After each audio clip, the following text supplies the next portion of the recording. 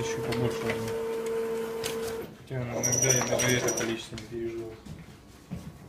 А есть?